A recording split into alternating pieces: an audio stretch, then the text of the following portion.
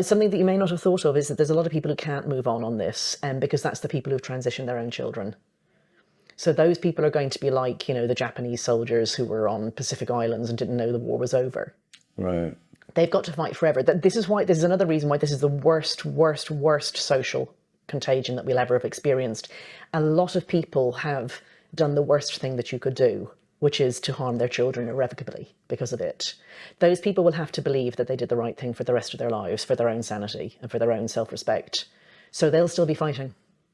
And each one of those people destroys entire organizations and entire friendship groups. Like, I've lost count of the number of times that somebody has said to me of a specific organization that has got turned upside down on this.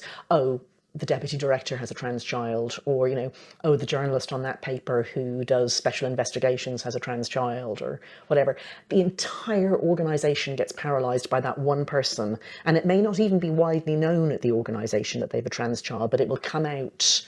Like, people will have sort of said it quietly, and now you can't talk truth in front of that person, and you can't. Because what you're saying is, you as a parent have done a truly, like, human rights abuse level of Ghastly. awful thing to your child that cannot be fixed.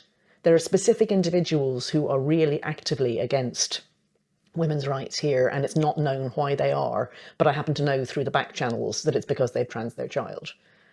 And so those people will do anything for the entire rest of their lives to destroy me and people like me, because people like me are a standing reproach to them. I don't want to be. I'm not talking directly to them. I don't spend my time bitching about them.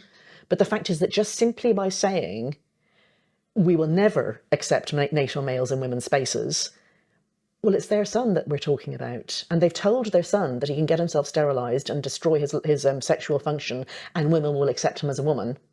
And if we don't, there's no way back for them and their child. They've sold their child a bill of goods that they can't deliver on. And I'm the one who has to be bullied to try to force me to deliver on it. So those people are going to be the people who will keep this bloody movement going, I'm sorry to say, because they've everything to lose. And it's a fight to the death as far as they're concerned.